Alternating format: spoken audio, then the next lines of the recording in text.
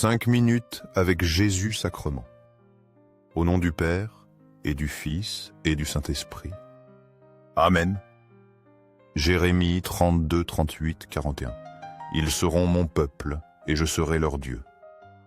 Je leur donnerai un seul cœur et une seule voix, afin qu'ils me craignent toujours, pour leur bonheur et celui de leurs enfants après eux. Je conclurai avec eux une alliance éternelle.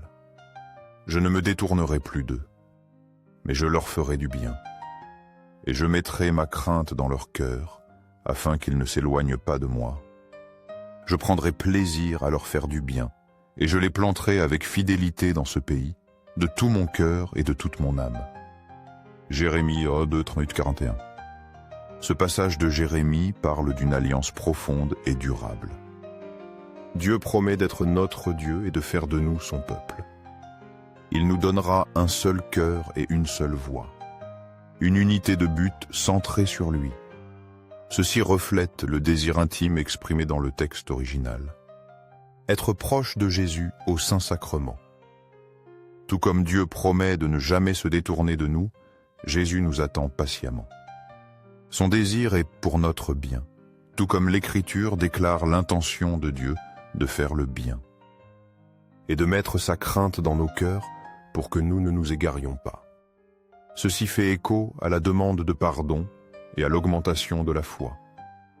Reconnaissant notre tendance à nous égarer et notre besoin de la grâce de Dieu, Seigneur de la vérité, guide-moi sur le droit chemin, sur le sentier du bien, pour que jamais je ne m'écarte de tes commandements, que ma vie soit toujours un reflet de ta lumière. Et Seigneur du Saint-Sacrement, fais que mon amour pour toi grandisse chaque jour, que mon cœur soit toujours allumé du feu de ton amour. Jean 10, 14, 16. Je suis le bon berger. Je connais mes brebis et mes brebis me connaissent, tout comme le Père me connaît et que je connais le Père, et je donne ma vie pour mes brebis. J'ai encore d'autres brebis qui ne sont pas de cet enclos, celles-là aussi. Il faut que je les conduise. Elles écouteront ma voix. Et il y aura un seul troupeau, un seul berger. Jean 10, 14. Jésus se décrit comme le bon berger qui connaît ses brebis et qui donne sa vie pour elles. Ceci résonne avec la difficulté de persévérer dans la foi, au milieu des adversités de la vie.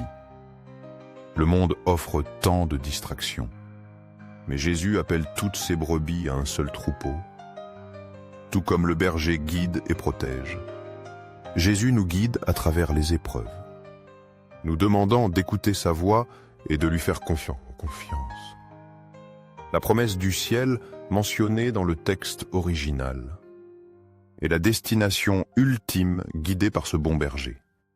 Même lorsque nous nous égarons ou tombons, l'amour et le sacrifice du bon berger offrent la force de nous relever et de continuer à le suivre. Je me souviens, Seigneur, de ce rêve que j'ai eu sur le paradis. Dans mon rêve, je suis arrivé devant tes portes les mains vides, sans rien à offrir, et on m'a interrogé sur mes bonnes actions. À ce moment-là, j'ai réalisé que je n'avais rien de digne à te présenter. J'ai ressenti de la peur et de la honte, pensant que je serais renvoyé de ta présence. Mais alors je me suis souvenu que, bien qu'imparfait, j'avais toujours essayé d'être un bon catholique. Hébreux 8, 10-12. Voici l'alliance que je conclurai avec la maison d'Israël après ces jours-là, dit le Seigneur. Je mettrai mes lois dans leur esprit, je les inscrirai dans leur cœur, je serai leur Dieu et ils seront mon peuple. Aucun d'eux n'aura plus à enseigner son prochain, ni aucun son frère en disant « Connais le Seigneur ».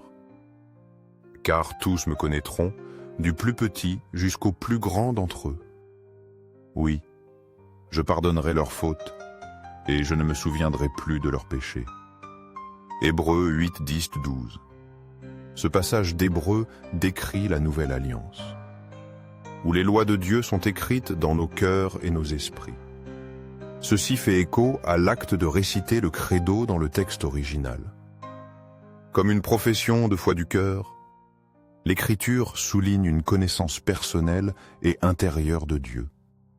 Pas seulement des rituels externes, tout comme le credo est récité du cœur. Dieu désire une foi profondément inscrite en nous. La promesse du pardon des péchés dans le passage se connecte avec le contexte de réciter le credo après la confession. Cette nouvelle alliance nous assure de la présence intime de Dieu et de son pardon, faisant de la récitation de la foi une expression de cette relation intérieure. Et tandis que je prononçais chaque mot avec foi et dévotion, les portes du ciel ont commencé à s'ouvrir en grand.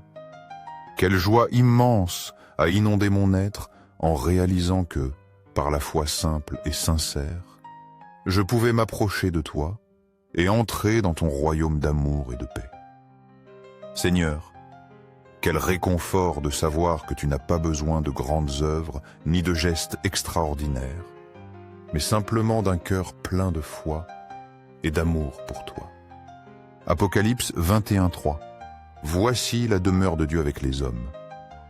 Il demeurera avec eux, ils seront son peuple, et Dieu lui-même sera avec eux, il sera leur Dieu. Apocalypse 23.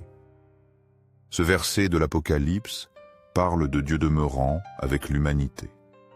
Une promesse de proximité et de communion ultime. Ceci résonne avec la joie ressentie dans le texte original. En récitant le credo et en se sentant plus proche de Dieu. Le credo est une déclaration de foi qui ouvre les portes du ciel, symbolisant la demeure de Dieu avec nous, tout comme Dieu promet de demeurer avec son peuple.